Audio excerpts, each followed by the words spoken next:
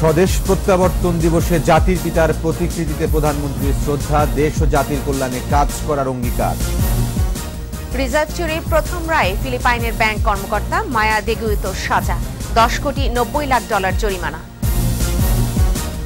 গ্যাটকো দুর্নীতি মামলায় খালেদাকে আদালতে হাজির করতে হবে, পরোয়ানা জারি। রাজধানী ও আশপাশের এলাকায় ফের পোশাক শ্রমিকদের বিক্ষোভ, বিকেলে সচিবালয়ে ত্রিপক্ষীয় বৈঠক।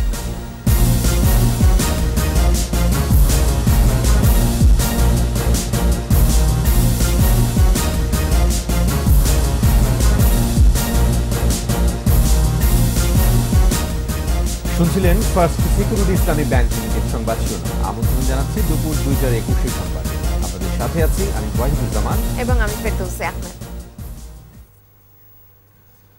স্বদেশ প্রত্যাবর্তন দিবসে ধানমন্ডিতে জাতির পিতা বঙ্গবন্ধু শেখ মুজিবুর রহমানের প্রতিকৃতিতে শ্রদ্ধা জানিয়েছেন প্রধানমন্ত্রী শেখ হাসিনা। পরে আওয়ামী লীগ সাধারণ সম্পাদক ওবায়দুল কাদের বলেন, বঙ্গবন্ধুর আদর্শ ধারণ করেই মানুষের কল্যাণে কাজ করবে আওয়ামী লীগ। ইবনে নূর শাওনের রিপোর্ট। বঙ্গবন্ধুর ৪৭তম ঐতিহাসিক স্বদেশ প্রত্যাবর্তন দিবস উপলক্ষে সকালে ধানমন্ডির ৩২ নম্বরে জাতির পিতার প্রতিকৃতিতে আওয়ামী লীগ সভাপতি ও প্রধানমন্ত্রী শেখ হাসিনা স্বাধীনতার মহান স্থপতির প্রতি শ্রদ্ধা জানান শেখ হাসিনা। এ সময় কিছুক্ষণ নীরবে দাঁড়িয়ে থাকেন তিনি। এরপর আওয়ামী লীগের বিভিন্ন সহযোগী সংগঠন, সামাজিক সাংস্কৃতিক সংগঠন সহ সর্বস্তরের মানুষ জাতির পিতার প্রতি শ্রদ্ধা জানায়।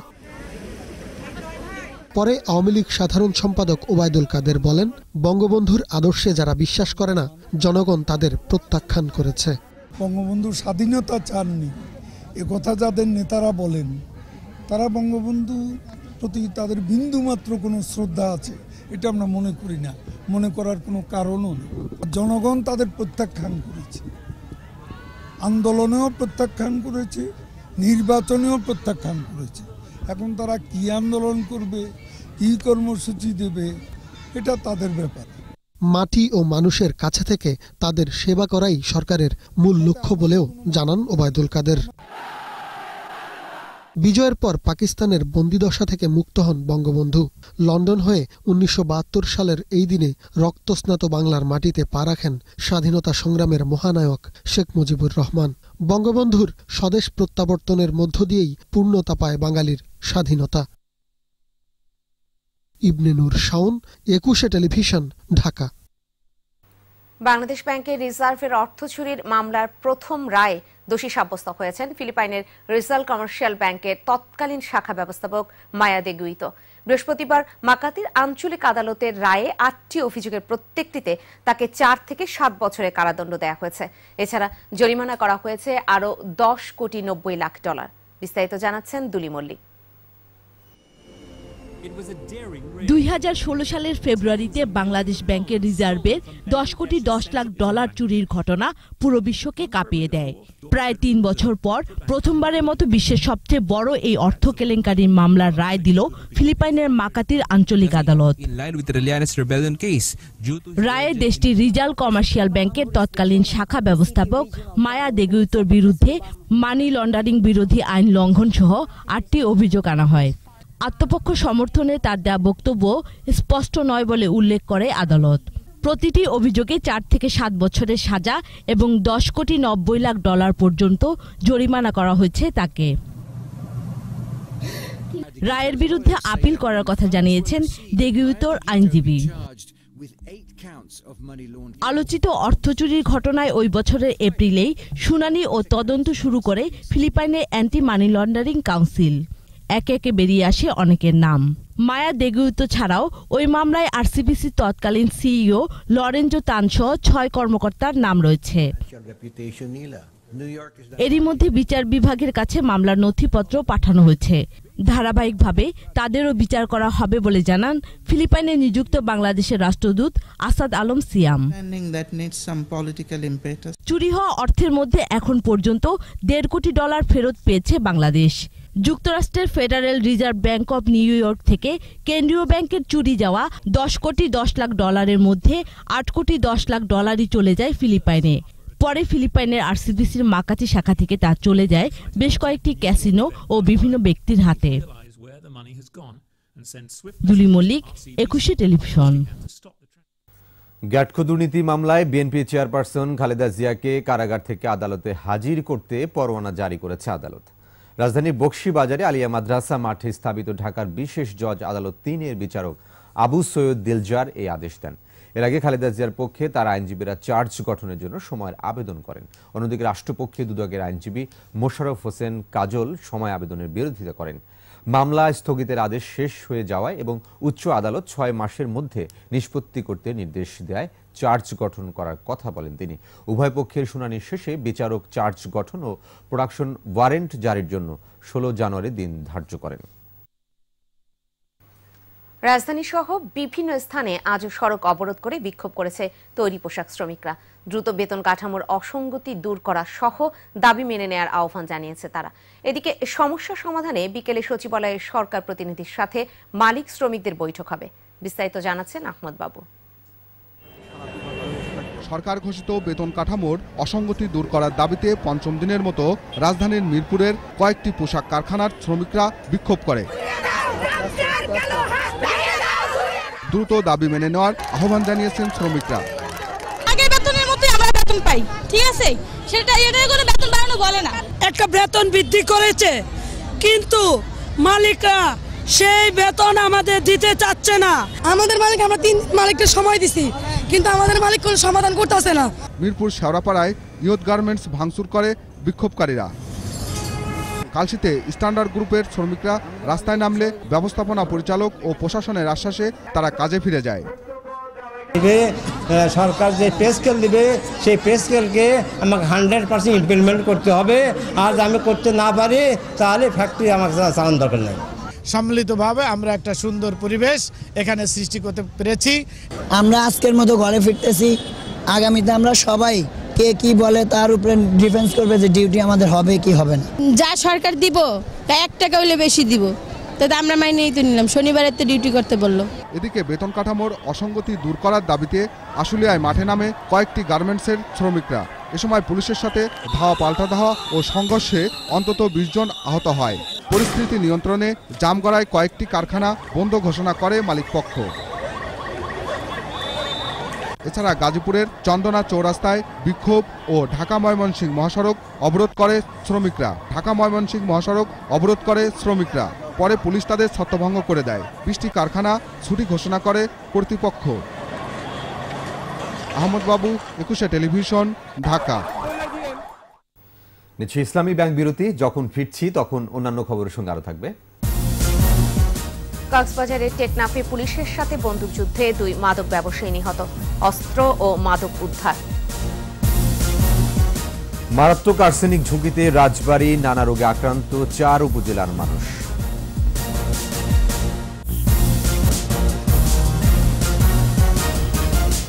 আমন্ত্রণ আবারও দেখছিলেন দুপুর 2টার 21 সংবাদ। কক্সবাজারের টেকনাফে পুলিশের সাথে বন্দুকযুদ্ধে 2 মাদক ব্যবসায়ী নিহত হয়েছে। উদ্ধার করা হয়েছে 5টি দেশীয় অস্ত্র ও 22,000 পিস ইয়াবা। নিহতরা হলেন আব্দুর রশিদ ও আবুল কালাম। পুলিশ জানায়, গোপন সংবাদে রাত 2টার দিকে মাদক উদ্ধারের জন্য খুরের মুখ এলাকায় অভিযান চালায় তারা। এ সময় পুলিশকে লক্ষ্য করে ইয়াবা ব্যবসায়ীরা গুলি ছুড়লে পুলিশও পাল্টা গুলি চালায়। পরে পুলিশ ঘটনাস্থল থেকে 2 জনের মৃতদেহ উদ্ধার করে। এই ঘটনায় আহত হয়েছে 3 পুলিশ সদস্য। নিহত আবুল কালামের বিরুদ্ধে টেকনাফ থানায় মাদক, মানব পাচার সহ 10টি এবং আব্দুর রশিদের বিরুদ্ধে 6টি মামলা রয়েছে। মারাত্মক আর্সেনিক ঝুঁকিতে রাজবাড়ী জেলা। 5 উপজেলার মধ্যে সদর সহ 4 উপজেলার পানিতে মানবদেহের জন্য ক্ষতিকর মাত্রায় আর্সেনিক শনাক্ত করা হয়েছে। আর্সেনিকযুক্ত পানি পান করে অনেকেই আক্রান্ত হচ্ছেন নানান রোগে। স্থানীয়রা জানান, দিনে দিনে আর্সেনিক আক্রান্তের সংখ্যা বেড়ে চললেও 2003 সালের পর মাঠ পর্যায়ে কোনো জরিপ হয়নি। রাজবাড়ী প্রতিনিধি জাহাঙ্গীর হোসেনের রিপোর্ট জানাচ্ছেন সমর ইসলাম। জেলার সদর, পাংশা, বালিয়াকান্দি ও কালুখালী উপজেলার 15টি গ্রামে আর্সেনিকের মাত্রা সবচেয়ে বেশি। 2003 সালে জনস্বাস্থ্য অধিদপ্তর মাঠ পর্যায়ে পানি পরীক্ষা করে আর্সেনিকের মাত্রা নির্ধারণ করে। এরপর চিহ্নিত নলকূপগুলো খুলে রাখেন কেউ কেউ। তবে অর্থাভাব ও সচেতনতার অভাবে অনেকেই বিকল্প ব্যবস্থা করতে না পারায় পান করছেন আর্সেনিকযুক্ত পানি, ফলে আক্রান্ত হচ্ছেন নানা রোগে।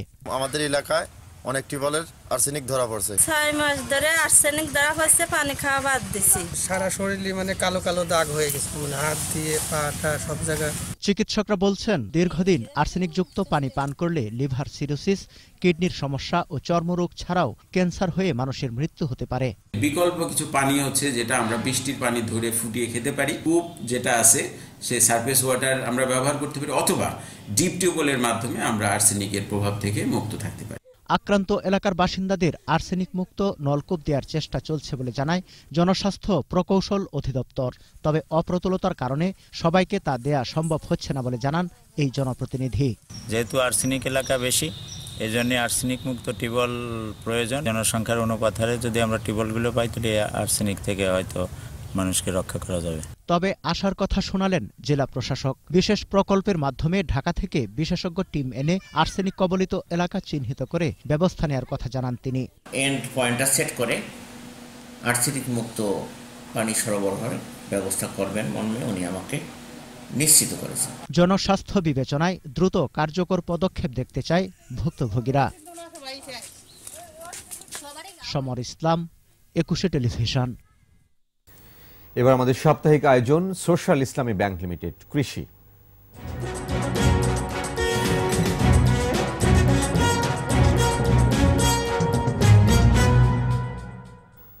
জয়পুরহাটে আগাম জাতের আলু তোলা শুরু হয়েছে। রোগবালাই কম হওয়ায় এবার ফলনে বেশ ভালো, আর ন্যায্য দাম পেয়ে খুশি কৃষকরা। জয়পুরহাট প্রতিনিধি SM শফিকুল ইসলামের রিপোর্ট, জানাচ্ছেন রত্না জামান। আলুর ক্ষেতে সবুজের সমারোহ। ভালো আবহাওয়ার কারণে এবার বাম্পার ফলন হয়েছে। এরই মধ্যে আগাম জাতের এই ফসল তোলার কাজ শুরু করেছেন কৃষকরা। বিঘা প্রতি খরচ হয়েছে 9 থেকে 10,000 টাকা। উৎপাদন হচ্ছে 45 থেকে 50 মণ আলু। জাত ভেদে প্রতি মণ বিক্রি করে পাওয়া যাচ্ছে 500 থেকে 700 টাকা। আগুর আলুত মনে করেন যে কোনো রোগ বালাই হয় না এবং কোনো ওষুধপাতি লাগে না, খরচাপাতি কম।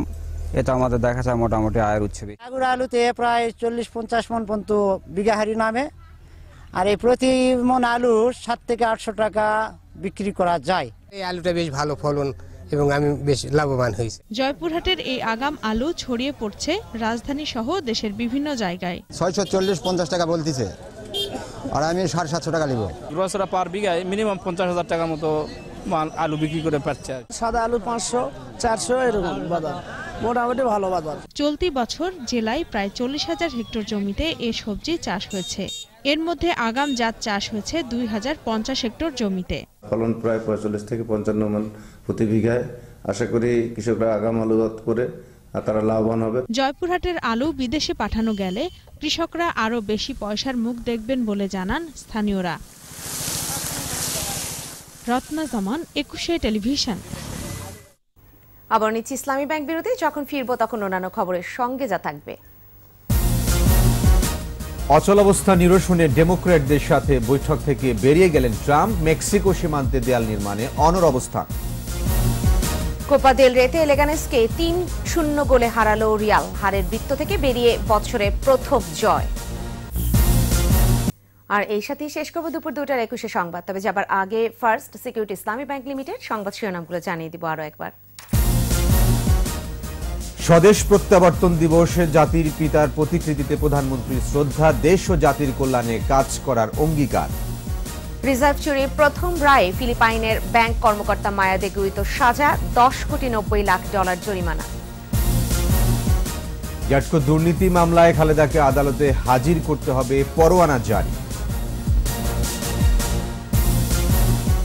রাজধানী ও আশপাশের এলাকায় ফের পোশাক শ্রমিকদের বিক্ষোভ। বিকেলে সচিবালয়ে ত্রিপক্ষীয় বৈঠক।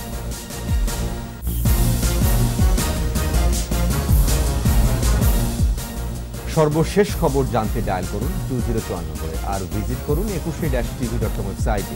এছাড়া ফেসবুকে লগ ইন করতে পারেন facebook.com/2124 অনলাইনে। পরবর্তীতে সন্ধ্যা 6টায় রয়েছে 21 চট্টগ্রাম সংবাদ দেখার আমন্ত্রণ রইল। এতক্ষণ সাথে থাকার জন্য সবাইকে ধন্যবাদ।